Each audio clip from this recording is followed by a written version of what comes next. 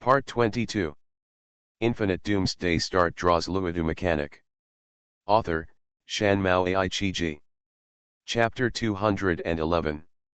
The average equivalent steel plate penetration of this type of bullet at a distance of 100 meters is only a little over 100 millimeters. A gun with a penetration of 100 millimeters can kill nightmare-level monsters with one shot, and those with a penetration of 170 plus are of course more than enough. So, anyway, a tank was built for technical verification. In Ruger's design, he wanted to install the Tiger-style short 88 gun on the chassis of the Jagdpanther tank destroyer. What? Why not just use the 88mm 71 caliber anti-tank gun on the Jagdpanther tank destroyer? First of all, when Ruger got this chassis, there was no main gun on it. In addition, it was an anti-tank gun with strong recoil and thick smoke. It is difficult to install it in the turret without changing the chassis.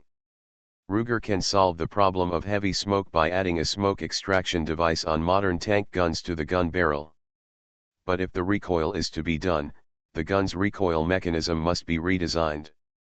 Just to install an 88mm caliber gun, it has to be redesigned from scratch. For Ruger, the cost effectiveness is really not high. Ruger made up his mind and sent Sarah and her group away. Since they had made a 4-day appointment, they didn't have to stay in the repair shop. But they didn't seem to plan to leave the second sanctuary, and instead went to the local guards to get ammunition. Human Resistance Army, this is the foundation of the humans who followed Ruger and others to the second sanctuary to build a new home. Ruger has never changed their names. First, he doesn't care, and second, he is too lazy to care about these things. Well, it seems to be the same meaning.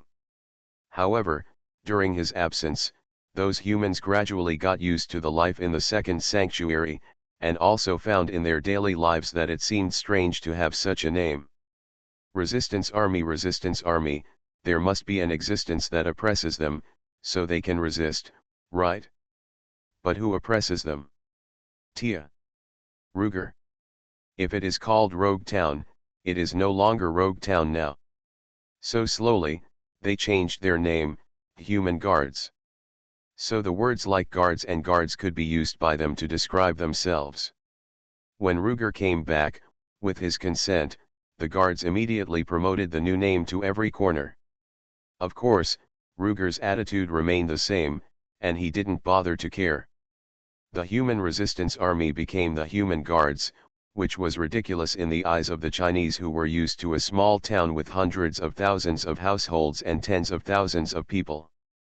But he also knew that in some places other than China, a village with a few thousand people would dare to establish itself as a country. When it comes to Europe, a small town with hundreds of people can become a barony and support dozens of knights.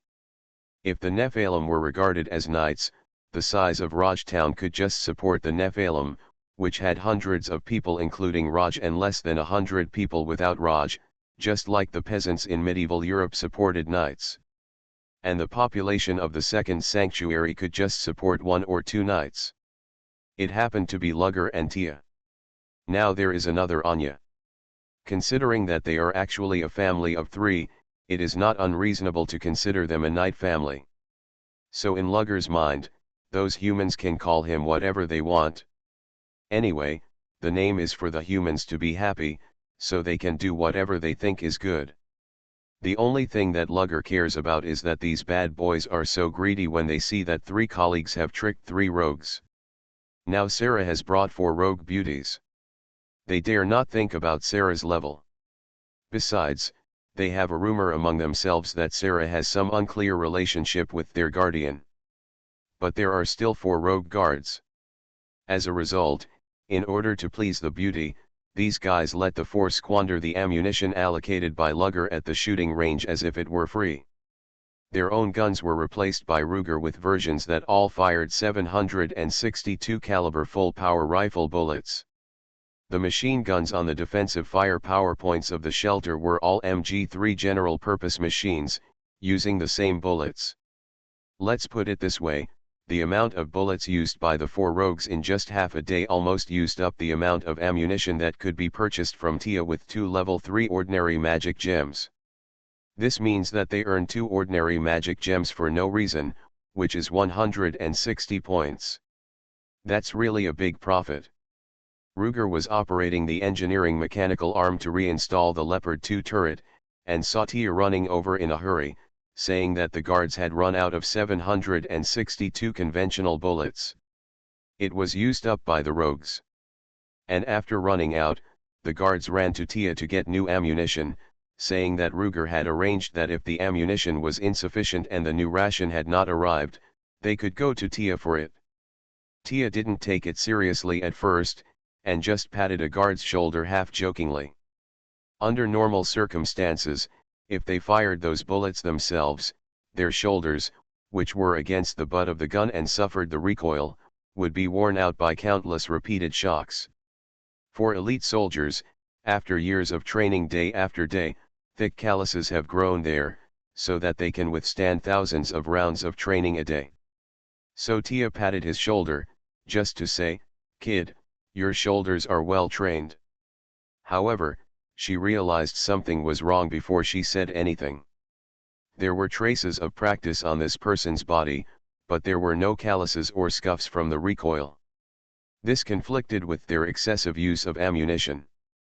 After further questioning, she found out that it was the 4 rogue sisters who ran over to get ammunition. She had to ask Ruger about this matter. Ruger didn't really take it seriously. He was now rich and powerful, and he had completed 2 small tasks because of Sarah. Now the points on him were maintained at around 11,000. Basically, the daily income could offset the daily consumption. In addition, the ammunition was only worth more than 100 points according to the price given to Sarah. The actual cost on his side would not exceed 20 points. He didn't really care about the ammunition consumption of such a few points. But seeing that Tia was so concerned, he thought it was good. Who doesn't like their family to learn to be frugal? So he said to Tia very straightforwardly, "You go and tell them that the previous ones are given to them. If they want to continue playing, they have to count it into their ammunition orders. But you can give them a discount." Discount? Tia was unhappy when she heard it. Why give a discount? The landlord doesn't have any spare. "Okay, whatever you say," Ruger said with some amusement. "This business is left to you, you can do whatever you want to them. You are more familiar with them than I am, I trust your judgment." These 2 sentences made Tia's pretty face shine like the morning Sunday. Infinite Doomsday Start draws Luodu Mechanic. Author, Shanmao Aichiji. Chapter 212. His words also made the soldiers watching secretly exclaim that it was amazing. He thought that he must learn from the big boss how to coax girls. Unfortunately, just as they made up their minds, they were immediately shut out by Ruger and kicked out. No matter what happened to Sarah, Ruger began to consciously speed up the progress. He told Sarah that it would take 4 days. In fact, whether it was the modification of the Leopard 2A4 or the rebuilding of a little Leopard No. 5 tank chassis from scratch, it would not take 2 days. Even if he was faster, he could complete most of both tasks in 1 day. Counting the half-day test, the construction period could be cut in half. The reason why he asked for 2 more days was, first, to hide his incompetence from Sarah and others, not wanting them to know his limits, and second, to take this opportunity to do some of his own things. For example, he took the opportunity to sort out the wreckage of his remaining 4 Leopard 2A4s and 1 Leopard 2A6. Because the work content is mostly the same, it takes much less time to do these tasks in batches than to do them separately. It is also a way for him to improve efficiency. In addition, although he nominally said that he wanted to make the modified Leopard tank to the level of World War II, he actually won't. Because whether it is the engine transmission device, the turret rotation motor, or the armor material, he will change it to at least the level of the end of the Cold War. That is, the level of Leopard 2A4. In essence, he used the technology of the end of the Cold War to cosplay a World War II classic car, or a modified version. His approach would be meaningless if he returned to the technological plane. Because the concept of the overall layout of tanks during the Cold War period has also changed greatly compared with World War II. Using Cold War material technology and Cold War level subsystems to build a tank with the appearance of the World War II era is like using the material system of a jet fighter to build a propeller fixed-wing aircraft. This is not impossible, but it is very wasteful. However, these are based on the war mode of the main enemy of tanks is still tanks. There are no tanks in the Dark World, only monsters. As long as the armor is not penetrated by monsters, the main gun can defeat monsters, and the tank has enough mobility to escape when surrounded by monsters of normal number and level. This tank is enough. And the reason why Ruger did this is for one and only one purpose: saving money. Don't think he doesn't care about the little money spent on ammunition, that's because he recycled too many World War II bullets. Using those old bullets as discount coupons, the new ammunition exchanged is enough for him to use for several years. So he has the courage to not care about these consumption. Or the cost. But tanks are different. The third-generation main battle tanks at the end of the Cold War have a direct exchange price in the system store of tens of thousands. If Ruger made it from scratch, he would not spend 3,000 or 5,000 points to build it. But using the old World War II chassis and old guns recycled before, it would be different. Only making the core main system by yourself can reduce the cost sharply. After 2 days, Ruger really built this magic modified little Leopard No. 5 tank. He calculated that he only spent about 400 points in total. This consumption can be ignored compared to the original price. Ahem, actually not. 4% is not much. The annualized interest rate of a fixed deposit account for 1 year is just this. Ruger continued to hold back for 2 more days. In fact, he had already prepared his 5 Leopard series, 3 self-propelled howitzers and 3 Boxer multi-purpose armored vehicles. In addition, he also tried to lay anti-magic radiation electronic circuits on the Leopard 2A6. However, he needed to drive to the field to conduct experiments to test the effect. But now that Sarah and her group were blocking his door, he didn't want them to see the Leopard 2A6. What if they saw the A6 and thought it was good, and asked him to change their A4 to A6? Although they should not be able to see the doorway and would not make such an excessive request, Ruger didn't want to gamble. His mentality now is that it is better to have less trouble than more. First, he will kill the few rogues and try them at home. Why bother with this? There is another thing that Rogue always feels very sorry for. When he was flying a drone in the underground military camp, the anti-aircraft machine gun in the hands of the monster destroyed the model aircraft drone.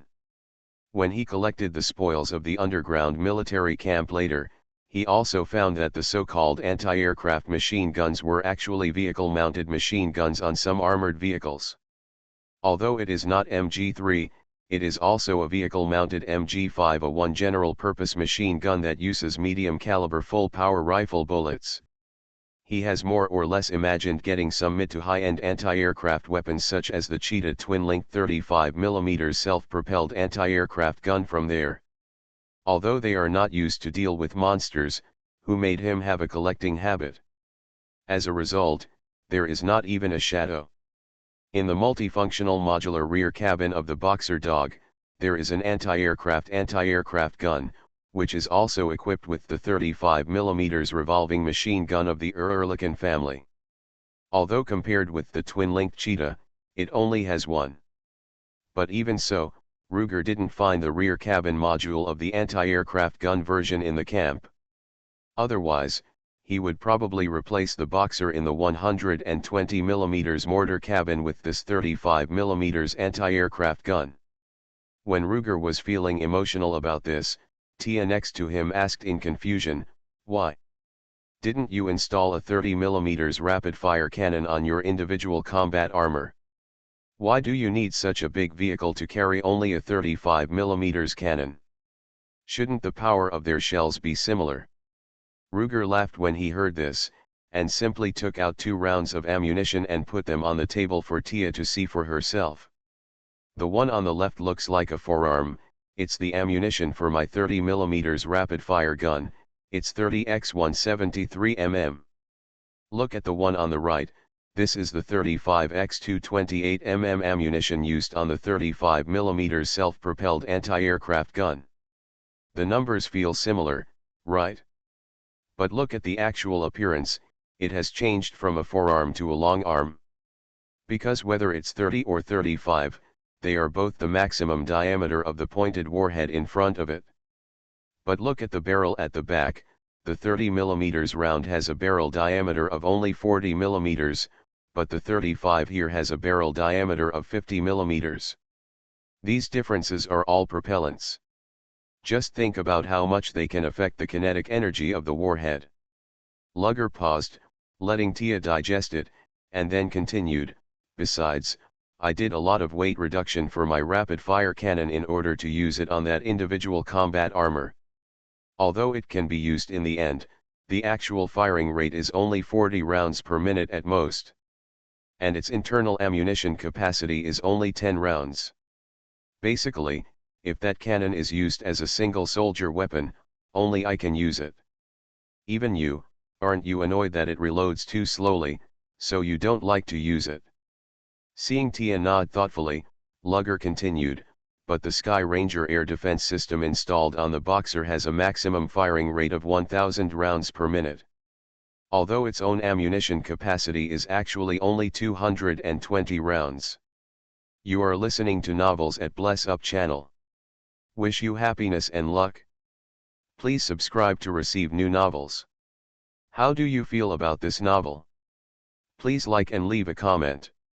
Infinite Doomsday Start draws Luodu mechanic. Author, Shanmao Aichiji. Chapter 213.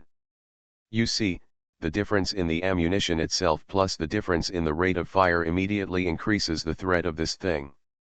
Google search reading. Ruger continued.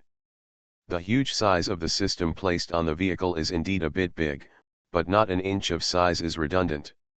When Ruger said this, he happened to be looking at the 155mm howitzer system of the Boxer. The bloated appearance like a naval gun transporter is simply the strangest but best evidence of his above sentence. This thing is so bloated that anyone will feel weird at first glance. But after looking at it for a long time, it feels weird and cute. And its bloated design is indeed difficult to shrink. It is not impossible to shrink it by force, then it is time to take out the key components inside.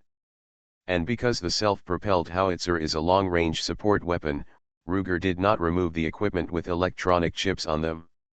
He directly used the original equipment as the basis and changed them into the integrated electronic circuits that can use electronic life forms to resist magic radiation in the memory of the Ghost AI.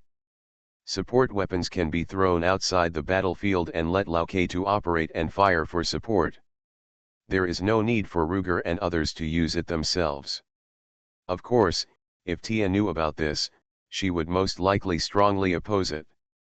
With her temperament, she would definitely be attracted to the explosion of the 155 heavy artillery grenade. At that time, I am afraid that Ruger will not be able to pull her off the 155 artillery vehicle without some hard tricks. She must eat and live in the vehicle. So although the 155 heavy artillery has been in hand for several days, Ruger has not even fired a test. His only psychological comfort is the AGM 155mm light howitzer system behind the Boxer dog, which is an unmanned turret. The artillery control system can be thrown into the cab. So a vehicle with a gun only needs 2 crew members. This is definitely more convenient for ordinary soldiers to use, but if Tia uses it, she will definitely feel that using remote control to operate the artillery is like taking several things to do something, which is not convenient. Ahem, don't get me wrong, I mean wearing several sets of clothes, such as autumn clothes, autumn pants, cotton clothes, cotton pants, etc., to swim in the sea. I don't mean anything else. The speed is very slow. Anyway, after Luger introduced the 35mm anti-aircraft gun to Tia, he glanced at the AGM-155 and quickly changed the subject, not wanting Tia to pay attention to the heavy artillery. Well, they went to the shooting range again today. That is, Rog. In the past 4 days, even if Tia asked for ammunition to be charged, they kept going to the shooting range to use guns. This time, they went to use guns. Yes, they went straight to the shooting range after breakfast in the morning. These guys really take advantage of us. They charge for the ammunition, but they still use our guns. They actually know that the barrel has a service life. With the amount of bullets they use, it is unlikely that they can test it out by themselves. Tia frowned as she spoke. Ha, they don't know it themselves, but those brats will tell them on their own. Ruger smiled. He had expected this. After all, men know how loose their mouths can be when men do that. Don't get me wrong, that refers to pursuing girls, not some embarrassing things. But he knew that Tia didn't know. After hearing what happened, the bomb girl's eyebrows immediately stood up. Okay, I thought, it turned out that these guys leaked the secret. Hee, it seems that they have been living too comfortably recently, it's time to practice hard. Instructor Tia's domineering burst at that moment was simply the reappearance of the domineering color domineering, which made Ruger's hair stand on end, and he mourned for the miserable future of some guys who were not good at talking.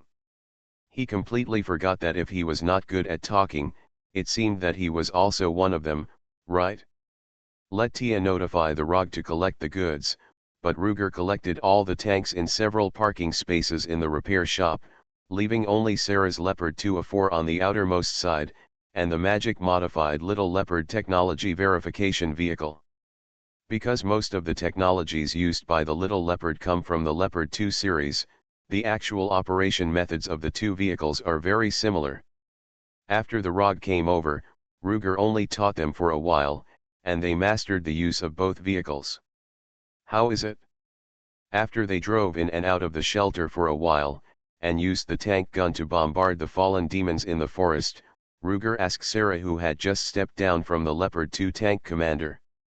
Not bad, not bad. Sarah's expression was also very excited. No wonder that guy didn't use his single blade skills and insisted on driving this thing to the battlefield.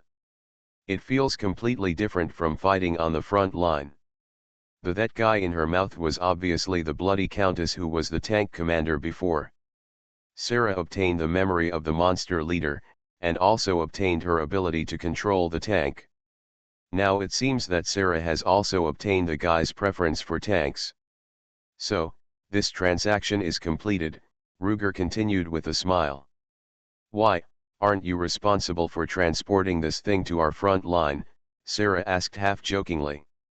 Well, if you didn't come, I would have sent it over, Ruger said with a smile, but since you came several days in advance and asked for food and drink from me, I don't have to bother with it, right? But, there are only 5 of us, and we can't drive all 3 cars back, right? Miss HK21 spoke the fastest and immediately answered. These 5 Rugers are representatives of the fact that it is easy to go from frugality to luxury, but difficult to go from luxury to frugality. After learning to drive, they drove a small car when they came to Ruger this time. However, they also knew to leave the relatively thick armored raccoon style to the front line, and they only drove a Mercedes-Benz G250 GD. That thing actually only has 4 seats, but after being modified to install a general-purpose machine gun on the central roof of the 4 seats, 1 person can still stand there. So Sarah and the 4 girls ran all the way back to the cold plain from the Tomo Highlands. In the name of saving time. This is true.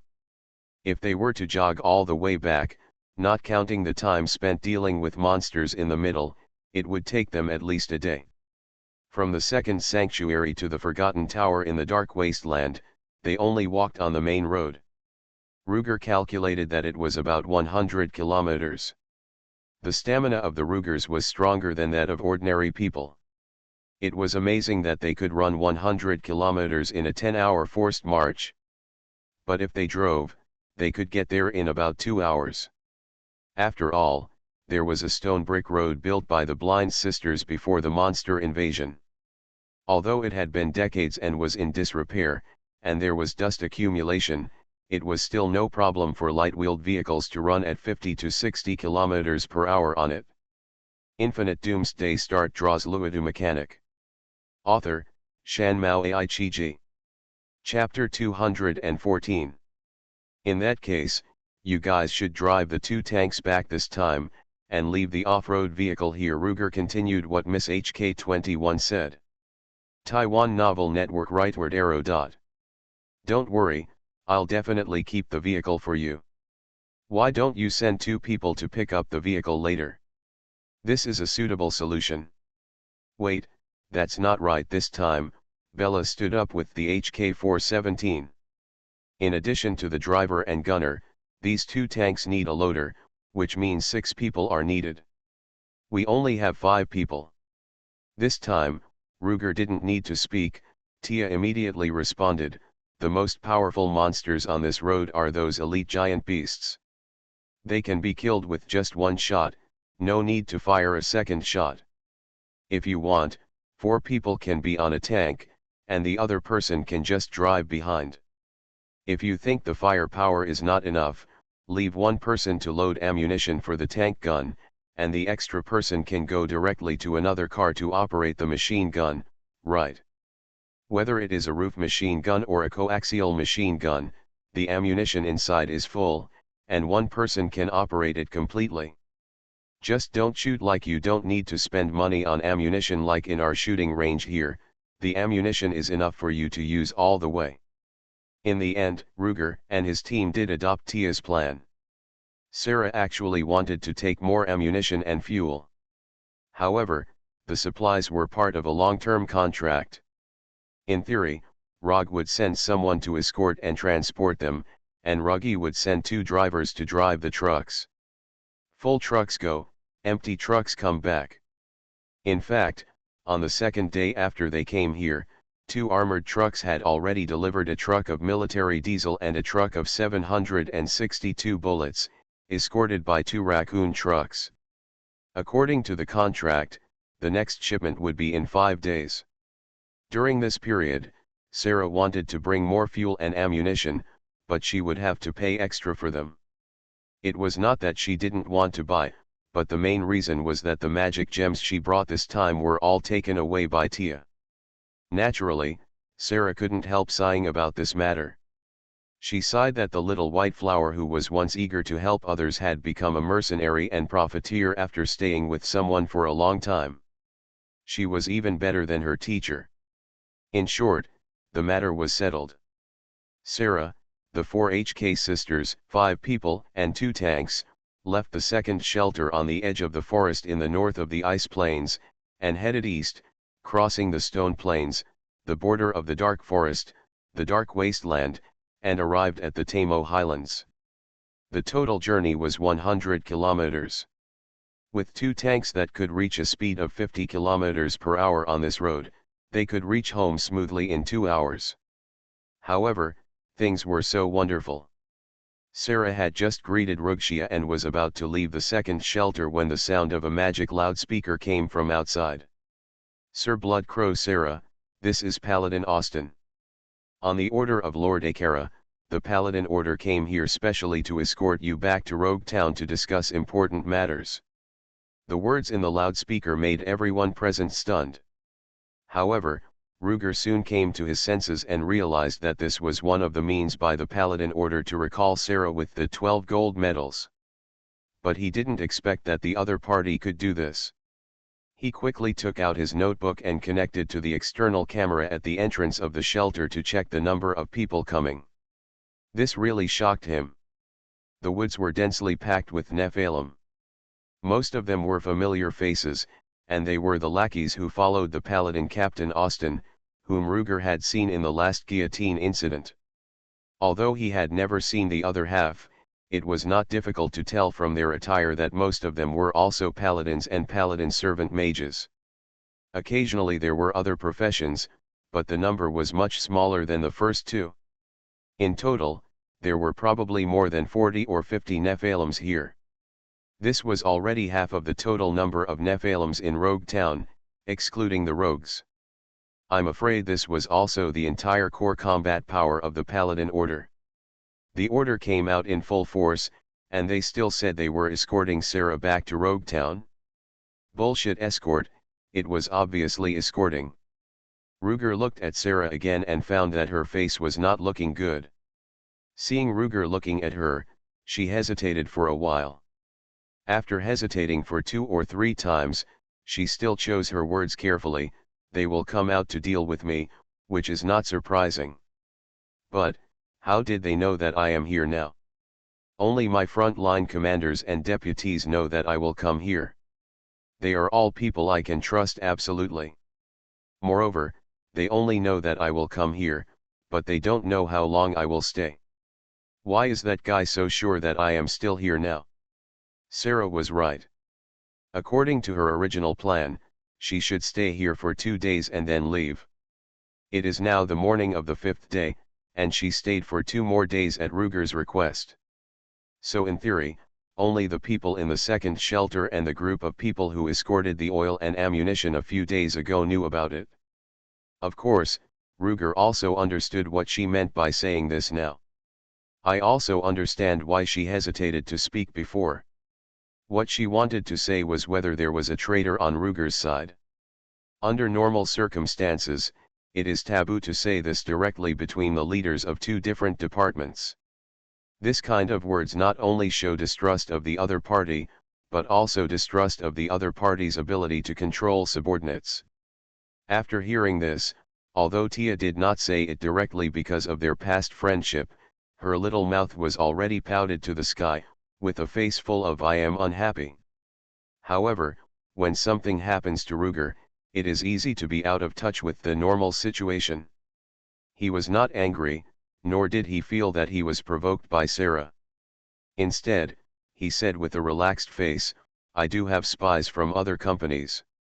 However, I can guarantee that the probability of them leaking information this time will not exceed 1%. When he said this, not only Sarah, but also Tia changed color. "What do you mean he has spies from other companies here?" "There are spies here, and he has discovered it a long time ago, and he also knows who it is, but he did nothing?" "And he also said they?" "There is more than one spy." Tia felt cheated instantly, her watery eyes widened and stared at Ruger. Ruger quickly supported her head and said with a smile, "Spies are not necessarily something that needs to be guarded against. Sometimes, it is more of a defensive measure. Some people are wary of our true intentions and want to send someone to see if it is true. This is reasonable. As long as such a spy does not cause substantial damage to our interests, it is not a bad idea to keep him."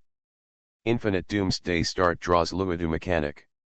Author, Shanmao Aichiji. Chapter 215. Although the words were a little difficult to understand, with Ruger's comfort, Tia at least knew that the matter was not serious, and her expression eased. Seeing Sarah's surprised look with a little relief and shame, Ruger smiled at her but did not point it out. Google searched Khan. Obviously, among the forces that sent spies for the purpose Ruger mentioned, most of them wanted to count her as Sarah. After thinking about it, Ruger simply continued to explain. "As you can see, I can see the situation of a considerable area at the entrance and exit. In addition, I can tell you that I can see more than just the current situation." As he said, Ruger found the video record of the monitor and started the playback. "Look, just like this, I can also see what happened before. So, if my spy wants to go out, I can actually detect it if he sends his intelligence back to his superior while he is out. But in recent days, we have no plan to send people out for patrol. No one goes out, so naturally no one can send intelligence out." Ruger's words did answer Sarah's doubts to a certain extent. But Sarah quickly thought of one thing and asked, "Then, Could it be the truck driver who transported the supplies? But she shook her head halfway through her words. You know, she participated in the whole process when the truck was set off. Ruger directly made a request that the two human guards who acted as truck drivers should not get off the car at all, and even the windows should be closed at all times. After arriving at the front line, they could only open the trunk and let Rog and others carry the supplies away, and then immediately return to the second shelter. Ruger's reason was that as humans, they were not well adapted to the harsh environment in the wild, and they would get sick if they were not careful. As for the monsters encountered on the road, let the rogues escorting them deal with them. Because Ruger had made such arrangements in advance, even if the two truck drivers were the ones who passed the news, the middleman who helped them pass the news was most likely the rogue who accompanied them and handed over the news. Sarah's board will eventually hit her own men. Seeing that she swallowed half of her words, Ruger also understood that she had figured out all the tricks by herself, so he stopped talking about it. But seeing Sarah frowning and wondering who it was, Ruger still helped her figure it out. From the time point of view, it should not be a problem with the convoy. The problem should be at the front line. The people from the Paladin Order did not show up the day before yesterday, or this morning. They showed up just when you were about to leave. But when you are ready to leave depends on when I deliver the goods to you. And I just decided to deliver the goods to you, and they can't know it for no reason. They probably started to act immediately after receiving the corresponding news and rushed here every minute. Then we can only say that their appearance now is really a coincidence. A coincidence in time. At this point, Ruger looked at Sarah and asked, "You don't allow the rogues to drive around and leave the front line for a long time when they are not in a war state, right?" After getting Sarah's affirmative answer, he nodded and continued, "Then, the spies should mainly walk to send the news back to Rogtown from the front line, and it will take about a day. As far as I know, it takes at least half a day for the Paladin Order to get the news, prepare to set off, and actually come to me. These two times add up to almost a whole day before the caravan leaves. That is to say, if there is a problem with the caravan, they should have surrounded the exit of my shelter a day ago. But they are here now, which means that this day's gap has been consumed. Then who consumed it? I think it was consumed by the spies on the front line who got the news from the rogues you trust. That is to say, there is no problem with the people we trust. But they also have their own trusted people, and those people have their own trusted people. As long as you have a spy on the front line, with enough time and good enough skills, you will always find out those confidential matters." After listening to Ruger's analysis, Sarah couldn't help but nod in agreement. "Will there be no spies on the front line?" "No, there will be. Because from the beginning, the war front of Rogue and his people was not just Rogue himself. There are nearly 100 non-Rogue Nephilim in Rogue Town. Even if more than 40 people from the Paladin Order are here, there are still more than 50. Some of them are resting in Rogue Town, while others are adventuring everywhere, hunting, collecting supplies, exploring ruins, etc. Naturally, some of them go back to the war front to support Rogue and his people. What's more, because of the richer harvest, the free Nephilim who go to the front line to fight monsters head-on are still the largest part. Even if Sarah can guarantee that Rogue and his people will not have any problems, of course she can't guarantee it in fact. Among these Nephilim, there may be spies from the Paladin Order." "You are right," Sarah said, "the reason why the Paladins have only arrived now is probably what you said, the coincidence of time." "Okay, then what do you suggest I do? I mean, if I force my way out." Ruger understood what she meant and immediately followed her words, "Don't worry, with the road conditions around here, and their ability and determination, as long as you are willing to rush, you can rush out smoothly with the ability of 2 tanks. You can fire 2 more shots symbolically on the road, and they dare not stop you, nor can they stop you." Sarah at least breathed a sigh of relief after hearing this, but turned around and asked Ruger uncertainly, "But, If I force my way out, what about you? Ruger smiled at her kindly and said, "It doesn't matter, I have a way to make them dare not do anything to me." Sarah thought about it and it was right. There were only 2 tanks in her hand, and in Ruger's opinion, they could rush at will and definitely rush out. But Ruger didn't know how many treasures he had in his hand. So she thought about it, and simply walked a few steps forward, took out her loudspeaker, and started to argue with the Paladin cult outside. The other party asked her to go back to Rogue Town to discuss important matters, and she said that she had an important task and would talk about it after completing it. Both sides tried their best to stand on the moral high ground in their words, and never admitted that there was anything wrong with their behavior. Sarah emphasized that when a general is away from home, he may not obey the orders of the king. The rogue troops are responsible for Rogue Town, not just loyal to one person. You are listening to Novels at Bless Up channel. Wish you happiness and luck. Please subscribe to receive new novels. How do you feel about this novel? Please like and leave a comment. Infinite Doomsday Start draws Luodu mechanic. Author, Shanmao Aichiji. Chapter 216. Moreover, a group of people with obviously bad intentions, more than necessary, came here to claim the Emperor's order, which is also problematic in itself. Sarah could not let things go either way. After hearing what she meant, the Holy Knights almost brought their troops back to King Jun's side, and they went all out with all their firepower and took out various tokens to force her to submit. The 2 sides talk about war, but the fight is really fun. Searched Khan on Google. At the same time, Luger was not idle either. He returned to the garage and from there drove a Boxer dog armored vehicle to the entrance fire line.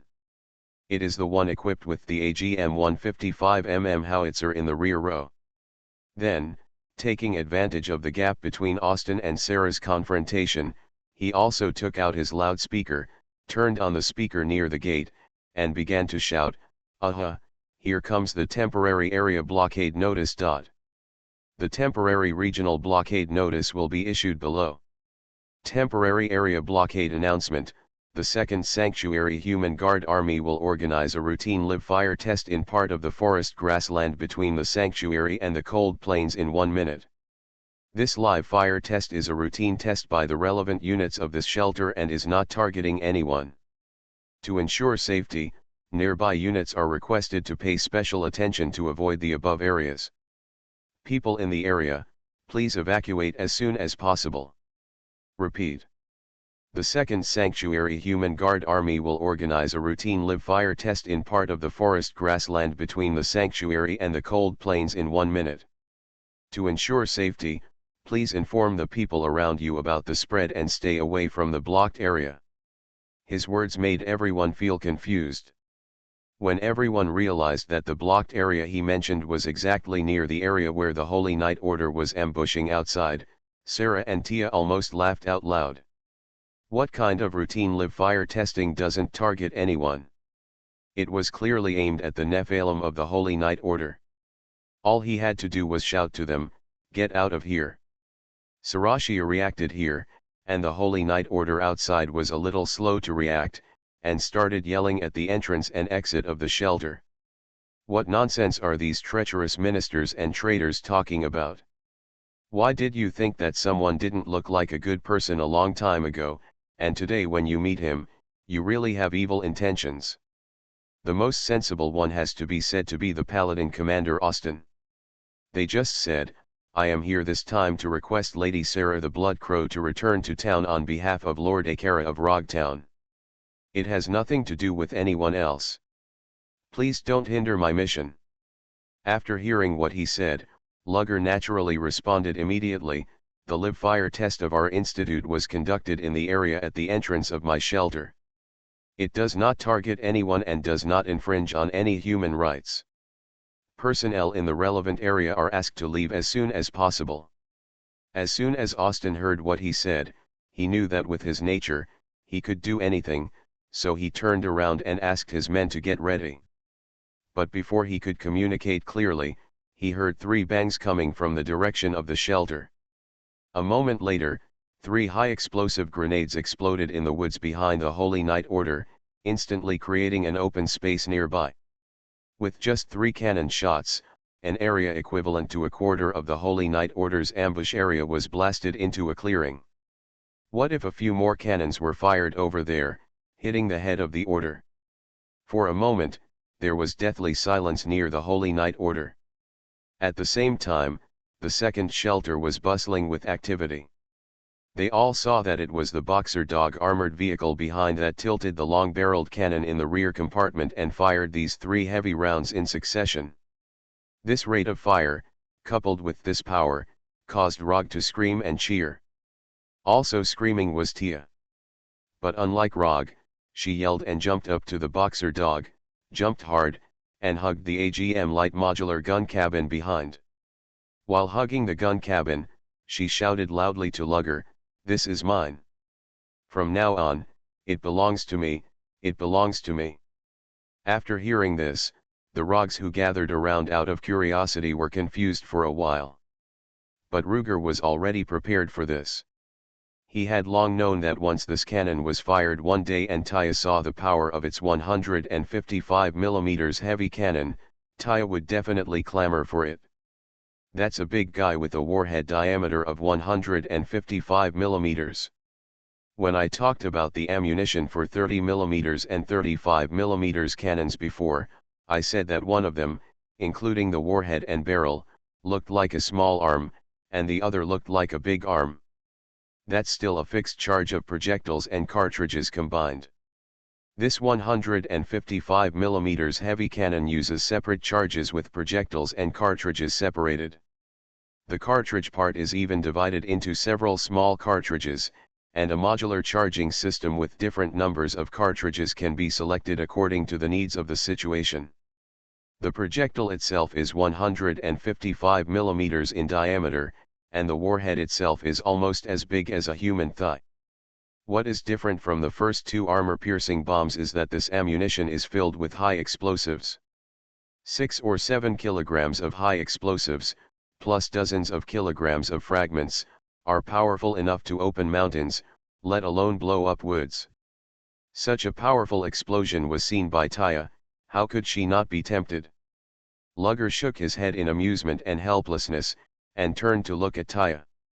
As a result, he saw that the old nagging dog, who originally controlled the entire Boxer Dog system, had flown to the gun cabin, half of his body stuck out from inside, and stuck to Tia, who was holding the gun cabin, and rubbed his big head against Tia like a dog acting like a spoiled child to its owner. Tia then realized that the one who fired the cannon before was the Shadow Link's old nagging dog, who nominally belonged to her, but actually listened to Ruger more and more recently.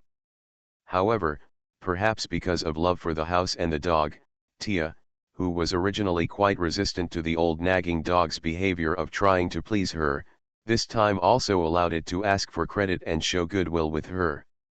Seeing their master-servant relationship quickly warming up, Ruger also had some feelings. He felt that he had been calling out the old nagging dog casually recently, and used it too frequently, so that the original master and servant had no time to communicate with each other. So he agreed to Tia's request for the gun, and immediately praised Lao Guozhao, saying that it controlled the gun just right, and now it can help its owner quickly master the use of the gun. These words made both the man and the cat beam with joy. Under the leadership of Lao Guozhao, Tia also followed it to sit on the control panel in the cab. To be honest, the original degree of automation of this gun was very high. After Ruger used the automation technology obtained from the Ghost AI to enhance it, its performance rose rapidly. For example, the previous modular charging system originally used an automatic loading system, but it also required human participation in advance. This kind of gun has a separate projectile and cartridge, and uses modular medicine bags. The medicine bags required for each firing are not fixed. When firing the maximum range ammunition, 6 modular medicine bags are required. To fire extended range ammunition, 7 are required. Infinite Doomsday Start draws Luodu mechanic. Author, Shan Mao Ai Chi Ji. Chapter 217. The 3 rapid-fire rounds of Lugger just now were aimed at a target less than 2 kilometers away from the artillery truck, and a single medicine pack was enough. Settings like this on how many medicine packs are needed for each launch still need to be determined manually before launching in order to achieve the highest speed firing effect. After Ruger's improvement, based on actual needs, he now only keeps 1, 2, 3, and 3 levels of finished medicine packages, thus simplifying the loading process and ultimately allowing the artillery to fire 3 rounds in a row quickly. Of course, this style of play is still because in the Dark World, there is no need for this cannon to fire 40 kilometers away for fire support. That's why it's possible for him to simplify the complex and perform rapid fire here. Otherwise, the maximum real rate of fire of this gun is only 9 rounds per minute. Over there, Taya went to learn how to use artillery with Lao Noisy, and even 4 Rogs went over to watch out of curiosity. Lugger looked at Sarah, who was left alone, and then at the human defense forces around him who were slowly moving towards that side. He couldn't help but give Sarah a wry smile of sympathy. At the same time, the Holy Knight Order outside also came to their senses. Seeing that there was no movement from Lugger's side, Lugger seemed to have figured it out and didn't dare to really fire at them. He actually looked like he thought he could do it again and started shouting and cursing at the door of the shelter. Lugger was about to scold back when he saw Tia jumping out of the boxer dog cart over there with an unhappy look on her face. When the little girl saw Lugger, she immediately shouted, "I don't want to play this kind of video game. I want to control the artillery myself. I want to feel the vibration of the barrel, and I want to smell the gunpowder." As mentioned before, this AGM light self-propelled artillery system has a high degree of automation. There is no need to leave a person in the gun cabin and it only needs to be remotely controlled from the front cockpit. This kind of design is extremely comfortable whether it is used by Lugger himself or let Lao Noise directly enter the control system to operate. But with Taya's love for explosions, she felt that there was no soul in playing like this. Exploding soul. But fortunately, this gun just doesn't need to keep people in the gun cabin, but it doesn't mean that people can't be kept. It's just that you don't need to launch it manually, it doesn't mean that you can't launch it manually. It's like the Roggers got a car and learned how to drive, so they can drive around without having to carry their legs. But this does not mean that they have lost the ability to walk from now on. So Lugger just let Tia learn the basic principles, then put her back in the rear gun bay and fired the gun manually.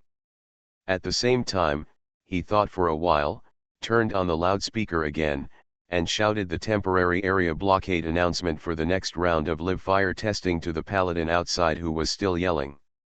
The time is still 1 minute later. When the paladin heard that he actually dared to fire, those who had been screaming immediately became mute. Not only did they have no time to shout to Lugger from a distance, but each one of them was already nervously looking left and right, looking up and down, guarding against the cannonballs that might land on their heads at any time. At this time, Austin, who was still the leader, was more calm. He immediately raised the loudspeaker and said directly to Ruger without getting into trouble with Sarah, "We are here on behalf of Rogtown. By doing this, are you trying to declare war on Rogtown?" Although Luge is nominally separated from Lugetown, the connection between the two sides has not only not been broken, but has become closer to some extent. The humans in the shelter used to be the lowest untouchables in Rogue Town, with no social status at all. Now, they have at least become the escorts and drivers for Lugger's car repair shop, Tia's alchemy workshop and the long-term ammunition supply project for Lugger's troops. This has made a contribution, although it is a little less, but the status is far higher than before. Food, clothing, housing, and transportation are all guaranteed. However, although Rog's troops currently seem to have some unexplainable conflicts with the Holy Knight Order, fundamentally, Rog's troops are still affiliated with Rogtown. So when they heard that Paladin Captain Austin had moved out of Rogtown to suppress Rog, many people present, including the human guards and Rog, had some changes in their faces. However, this kind of rhetoric has little lethality to Luger. He immediately fired back, "This live ammunition test is a routine test of this shelter. It is not targeting anyone, certainly not Rogue Town." Immediately afterwards, without waiting for the other party to reply, he immediately continued to condemn, "It is only natural that I conduct routine experiments in front of my own house. Under normal circumstances, I should not and will not hurt any human beings. But why is there an additional risk now? Did I move the test site to the gate of Rogue Town? Absurd. Some guys with ulterior motives came uninvited and used chicken feathers as arrows. They completely regarded my sanctuary as nothing and forcibly occupied the testing site of my sanctuary. We have issued warnings in advance and have exercised maximum restraint. If the relevant personnel are lucky and do not evacuate our routine test area, any consequences should be borne by the relevant personnel themselves and their team leaders. Now, I would like to issue a warning again, our second routine live-fire test will be conducted in 10 seconds. Warn personnel in relevant areas to evacuate quickly." Everyone was in an uproar when they heard this.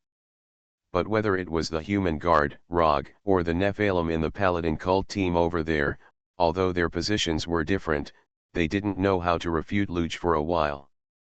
Austin moved out of Rogue Town to try to take advantage of the situation and subdue Ruger, but Ruger found a key and fought back fiercely. "What key?" "That is the area where the Paladin cult ambushed, which is the entrance and exit of Ruger's second sanctuary." The second sanctuary itself was not built next to Rogue Town, but in a forest where only a few monsters roamed. It is not an exaggeration to say that this area is the territory of the second sanctuary. And the Paladin cult, firstly, is not a friend of Ruger's second sanctuary, and secondly, did not greet Ruger in advance, and just a few dozen people quietly ambushed at the door of someone else's house. In terms of emotion and reason, this is a real hostile act. So what Ruger said was simply a hit on the cult's weak spot. If they really can fully represent Rogue Town, they will be arrogant and unreasonable, and that's fine. But in fact, they really did have the intention of using chicken feathers as a token of authority, as Ruger said, so after being pointed out to him in person, even Austin's face turned green and red, and he didn't know how to refute. Speaking of verbal battles, compared with the people in Rogue Town, he, the Paladin, is indeed very powerful. But verbal battles are similar to fighting. The more experience, the stronger the combat ability. When it comes to verbal battles, no matter how strong the people in this medieval society are, how can they compare with Ruger, a veteran who has been battle-hardened on the internet? Infinite Doomsday Start draws Luodu mechanic. Author, Shanmao Aichiji. Chapter 218. Luger did not stop counting down, and soon counted to 1. Google search reading. Then there was a bang, and the AGM light self-propelled artillery system roared again. This time, it was another 3 shots. But it was Tia who controlled the cannon. The little girl deliberately lowered the rate of fire in order to enjoy the vibration of the artillery's retraction device and the smell of gunpowder in the gun cabin. Calculated, it really only takes about 10 seconds to launch. However, as time passed, things changed again. The first 2 shells still landed near the empty space that was blown up before. There is still some distance from the ambush area of the Paladin Order personnel. As a result, the people over there thought it was Luger who said harsh words, but in fact he was afraid of them. He felt that he just didn't dare to do anything to them, so he yelled and cursed again. Unfortunately, Tia was actually familiar with the various elements of the cannon, so she fine-tuned it twice on the basis of the data from Lao Naoko's previous shot. After seeing the actual impact point from the surveillance video, she was confident, so the third shell 10 seconds later landed exactly at the edge of the Paladin Order's ambush area. Boom! The effective killing radius of the 155 mm howitzer high-explosive shell is 60 meters, and the maximum killing radius is 350 meters. Lujti ya Anyasara and 4 Rogs were bombed by this thing when they were in the underground military camp. That feeling is difficult to describe in words. It can only be said that at that time, even Tia, who liked explosions, didn't have time to get excited, so she followed Lugger and fled. They are still familiar with lost weapons such as artillery. But now, those who are being bombarded by heavy artillery are a group of Nephilim supremacists who look down on the lost and are unwilling to study the weapons of the lost. Their fate can be imagined. The effective killing radius of high explosive bombs is 60 meters. It's for ordinary people. The Nephilim of the Holy Knight Order are not only physically much stronger than ordinary people, but they also wear enchanted heavy armor and can withstand a considerable part of the power of fragments. Overall, only about 5 or 6 people within 20 meters of the center of the explosion faced actual life threats. The Paladins were worthy of being the latecomers, faintly suppressing Rog's Nephilim forces. The capabilities of its members themselves are indeed not low. Although they were caught off guard by the third shell, the 3 nearby Paladins immediately unfolded their shields and spread out their defense aura resistance. The aura of resistance increases the defense of the Paladin and nearby teammates. Several Paladins hold up their shields at the same time and release aura of resistance, which can protect the surrounding friendly forces within a certain range under the aura of defense as if they were unfolding a protective shield. In this way, they formed a defensive formation and endured the explosion of the shell. However, they underestimated the weapons of the lost after all. Although the main body of the 155mm bullets used by Ruger were decades-old bullets recovered from underground military camps, after he used the logistics space to recycle and transform them, they had become completely new bullets. It looks like it just came off the ammunition assembly line. And it's of relatively high quality. The result was that not only did the 6 kilograms of high explosives not show signs of deterioration due to moisture, but because they were new enough, their actual power was even greater. So many high-quality high explosives exploded in the air, blasting away the resistance and defense auras of the 3 Paladins almost instantly. Although this process did consume a lot of energy, the remaining energy drove the fragments and rushed deeply into the rest of the Nephilim. The 3 Paladins themselves had heavy armor similar to full-body plate armor, and their own defenses were relatively strong, but they were only slightly injured. Basically, you can recover by drinking 2 bottles of potion or using restorative aura to replenish your health. Although the barbarian next to him was not wearing armor, his strong physique and strong muscles blocked most of the fragments. The severity of the injury ranged from minor to moderate, but leaning toward the latter. Before receiving treatment, surgery must be performed to remove the fragments. After drinking the potion, you can recover almost as well as you can. It's not life-threatening. At most, his strength has declined due to muscle injuries, and he can recover in a few days. However, the remaining 2 mages who were protected by the Paladins could not do it.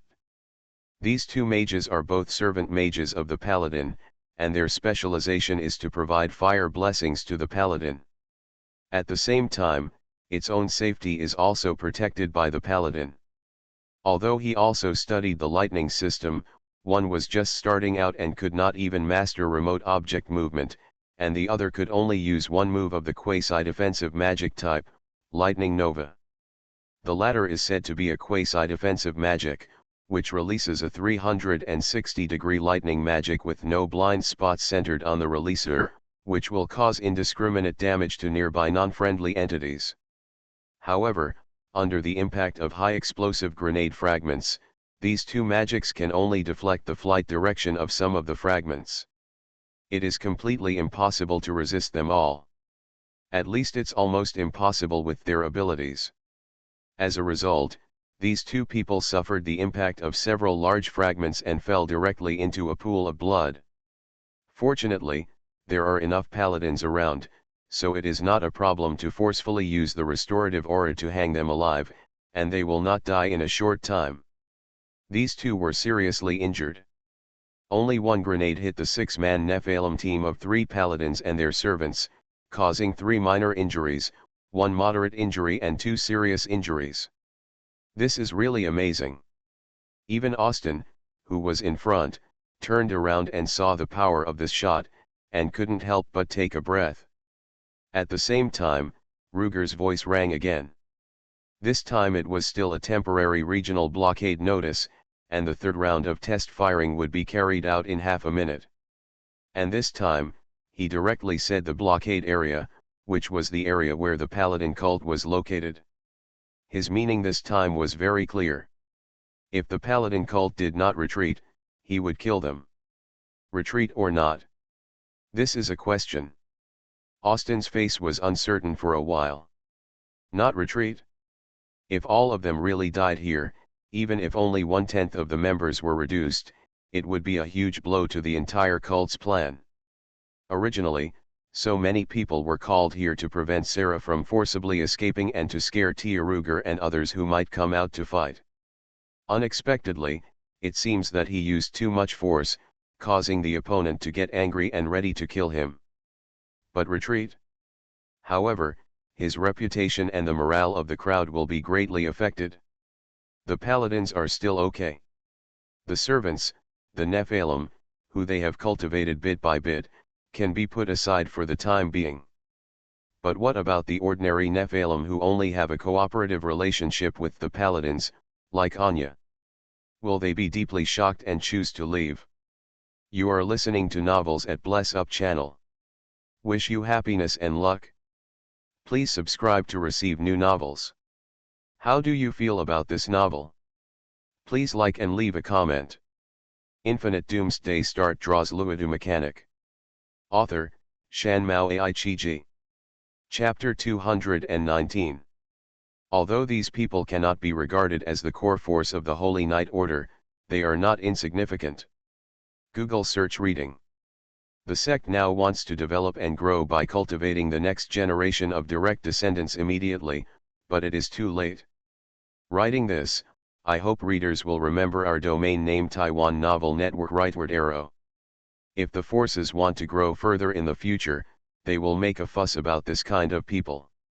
If it fails now, won't it be affected in the next few months, or even 1 or 2 years?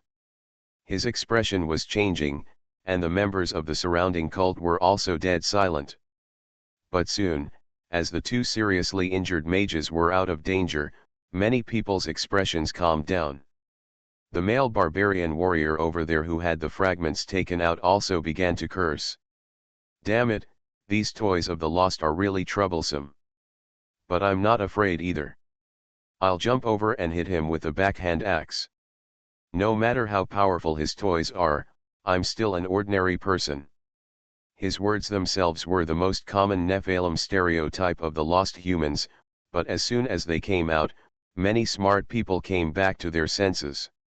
Yes, they have all forgotten that the reason why the lost ones failed was not because their attack power was not strong, but because their defense power was too weak. If you and others stay in this place and get beaten passively, it is indeed the only way to die. But if he charges at them and he is unable to fire out those cannonballs, wouldn't he be the one to win? As the people around him became more and more excited, Austin's eyes also lit up. When his new deputy called him sir, in an inquiring manner, he immediately waved his hand, pointed in the direction of the entrance of the shelter and shouted, "In that case, the entire regiment is ordered to charge." For a moment, everyone in the Holy Knight Order became excited and shouted loudly. However, their attack was not a complete skirmish charge. It was still centered on the Paladin, forming a defensive formation to cover the front. Other servants, the Nephilim, followed behind the formation and charged together. It can be said that he is majestic and heroic, and his momentum is like a rainbow. When Lugger's countdown was completed, Taya also fired 3 rounds of the third round. Not to mention, under the defensive formation supported by Austin himself as the core, the 3 high-explosive grenades did only shake the shield formation, but did not break through their defensive aura in the end. What should I do?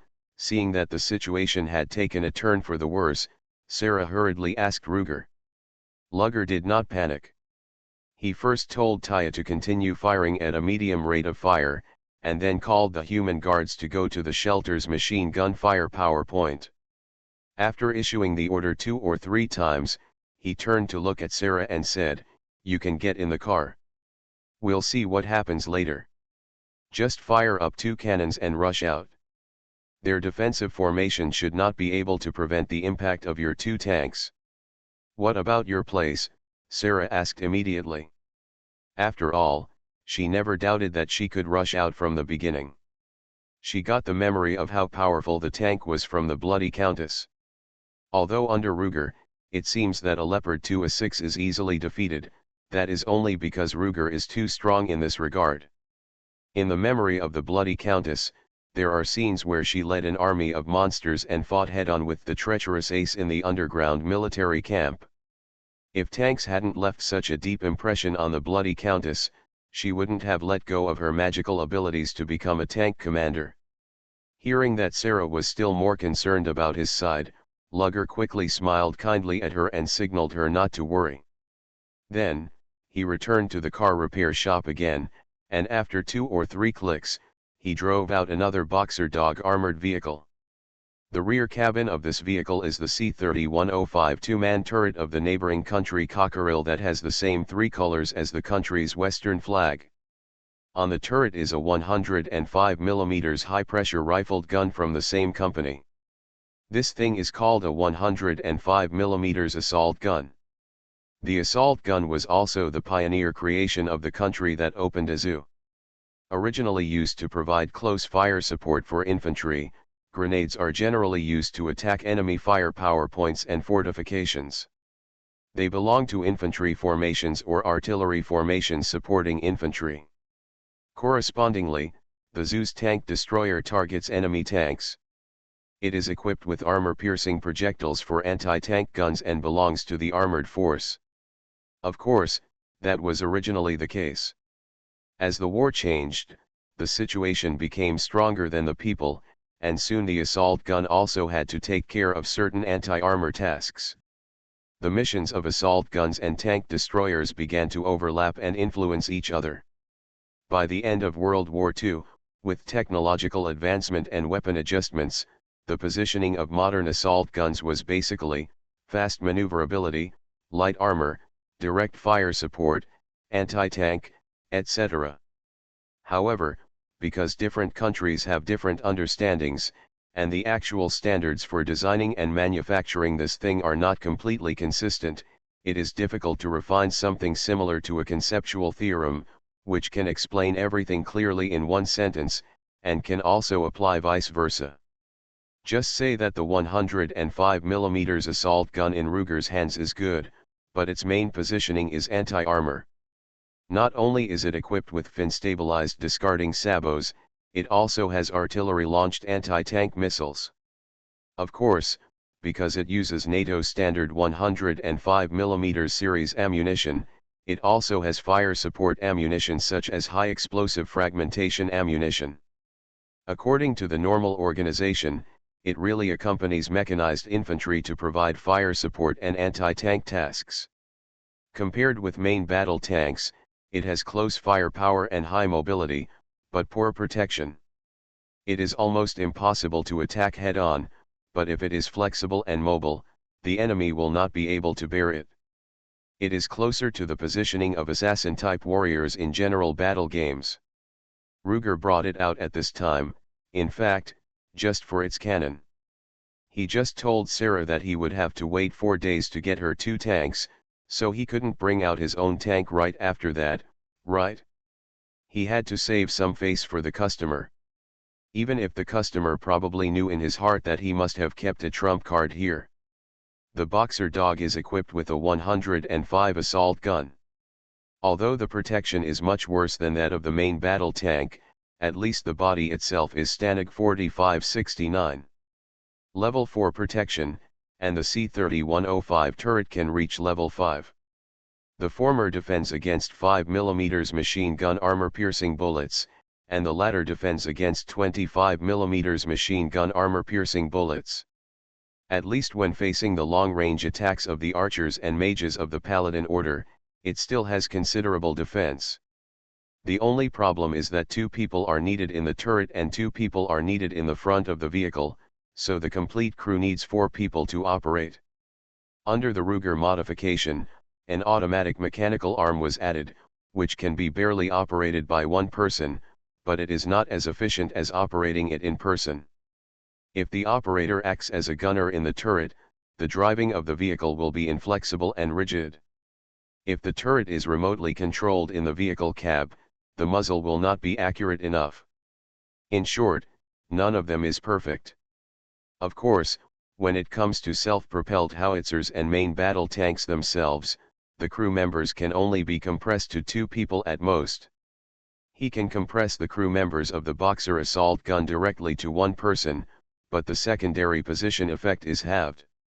He has played a lot of magic modification recently, and his modification skills of armed vehicles have greatly improved. Infinite Doomsday Start draws Luodu mechanic. Author, Shanmao Aichiji. Chapter 220. Seeing Ruger drive this thing out, Rog, who was sitting on the tank, was just curious, but not very envious. Their performance was exactly what Ruger wanted. This also made him feel relieved. He used the sight to look around from the turret and confirmed that the human guards under his command were already in position at the machine gun fire point. He then connected the internal communicator and shouted, "Get ready." I hope readers will remember our domain name Taiwan Novel Network rightward arrow method build the situation of dot. Wait for my order. After saying that, he picked up the 105 rifled gun and aimed at the Paladin Austin who had slowly pressed the battle formation into the gate of the shelter, and fired a tungsten alloy rod armor-piercing bullet. This M1060 A3105x617 mm NATO standard tank shell can penetrate armor equivalent to 500 mm average steel plate, 500 mRA, at a distance of 2,000 meters and an angle of incidence of 60 degrees. In terms of penetration alone, this shell is no worse than the 120x570 mm DM33 fin-stabilized discarding Sabo armor-piercing shell that Tia fired with the Leopard 2A4 before. It is even stronger, because the equivalent penetration depth of the DM33 when it is shot vertically into the armor at a distance of 2,000 meters is only 480 millimeters. After all, the effectiveness of the discarding Sabo armor-piercing shell itself has little to do with the overall caliber of the shell. What is more important is the structure of the rod itself and the kinetic energy provided by the propellant. When Tia fired a shot, she not only penetrated the rear armor of the Leopard 2A6, but also penetrated the nightmare-level monster leader Bloody Countess first, and then killed a nightmare-level dark shooter. Not to mention the damage to the internal part of the tank gunner's position in the end. That DM33 can directly penetrate a nightmare-level monster leader, so how bad can this M1060 A3, which is only more powerful, be? However, Paladin leader Austin is not an easy opponent. He could take a 30mm rapid-fire armor-piercing bullet from Ruger with his shield. Now almost the entire Paladin order is acting as his magic battery. His defense will be even more amazing than before. The tungsten alloy piercing rod pierced his shield held in front of his chest at a speed of 1500 plus meters per second, not giving him any reaction time at all. However, he himself could not react in time, and the defensive aura gathered by the paladins took the initiative to gather together and react to the piercing rod.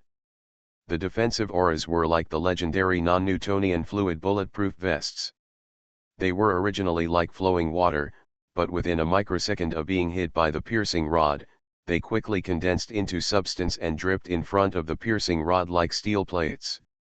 However, when they found that the aura turned from water to steel would only make it easier to be penetrated by the piercing rod, the defensive auras transformed again. This time, they became a viscous semi-fluid state, like mud or glass glue, resisting the penetration of the rod while removing the kinetic energy of the rod through vibration. But even so, the kinetic energy of this tungsten alloy rod is too huge, more than 7 megajoules, mega equals million. Although it is not as terrifying as the 12 megajoules when the Leopard 2A6 extended version of 55 times the 120mm smoothbore gun fired the DM-53 armor-piercing projectile, the difference is not too big. This is a tungsten alloy rod with more than 7 million joules of kinetic energy. Once upon a time, Ruger could fight to the death with the fallen demon team with a 9mm pistol that could only fire 300 joules. Firing 4 rounds of 3000-4000 joules of tungsten core single-headed armor-piercing bullets can kill a nightmare-level steel-headed zombie. Now, even with the pressure shared by the defensive aura of dozens of paladins, this tungsten alloy rod with more than 7 million joules of kinetic energy still fiercely penetrated the aura sea that was almost condensed into substance and hit the magic shield of Paladin Austin. There was a sound of metal grinding teeth, and the rod steadily opened a hole in the artifact-level shield and drilled its head in. However, that was the end. After all, the kinetic energy on the tungsten alloy rod was a consumable, and it would be used up as soon as it was used. The defensive aura that stopped it, however, continuously gathered from dozens of paladins and rushed into the line of resistance. As the time dragged on, the defense side had a stronger advantage. In the end, the head of the rod stopped unwillingly at a distance of 2 fists from Austin's chest plate. This tail-stabilized armor-piercing projectile finally failed to penetrate the armor of this world's top tank. But even so, all the paladins who participated in the defense were sweating. Several paladins near Austin looked at their leader's artifact shield with lingering fear, secretly glad that it was not them who blocked the attack. Then, they looked at Austin with deeper admiration in their eyes. Austin himself had a gloomy face, neither sad nor happy. Seeing his expression, everyone felt that his leader's calmness in the face of a collapse was simply a peerless martial arts, and they worshipped him even more. However, Austin was speechless at this time, and he was angry, but he didn't dare to reveal it. This defensive formation was his unique skill. He naturally knew how powerful this formation was. Based on the information he had and his own tests, this defensive aura formation could hold out for at least a few minutes even against the ultimate demon in this area, the Queen of Pain Andariel. However, even with such a strong defensive formation, it almost failed to withstand a shell from the strange Lost One that popped out of nowhere. In the end, he relied on his artifact-level shield to hold up the second half, so that the thing barely failed to break his defense. After all, Austin still lost. If the opponent immediately fired another shot at the original position after the first shot, could he still block it? This question made Austin more and more afraid and angry. No. This guy can't live anymore. This time, he must be killed. When Paladin Austin raised his head again, the murderous intent in his eyes could no longer be concealed. This time, he had made up his mind to kill the threat of Ruger. However, Ruger didn't care about the hatred in his eyes. While he was pulling out the shell and returning to the gun, he had already loaded the next M1060 a 3 armor-piercing shell into the gun barrel, ready to fire at any time. But he didn't rush to fire the second round, just to see what the effect would be when a single bullet hit the defensive formation of the guys on the opposite side. After watching it completely, he had estimated the opponent's defense. It must be said that the opponent thought he was too powerful to be spared, so he wanted to kill him. Ruger himself was also shocked by the hardness of the Paladin's defense formation. If rounded off, the opponent's defense might be able to catch up with the thickest part of the front armor of the Leopard 2A6. And most importantly, for the formation, being penetrated does not mean being defeated. As long as they finish reorganizing and forming the formation again before the next wave of attacks, they are actually harder than the front armor of the Leopard 2A6.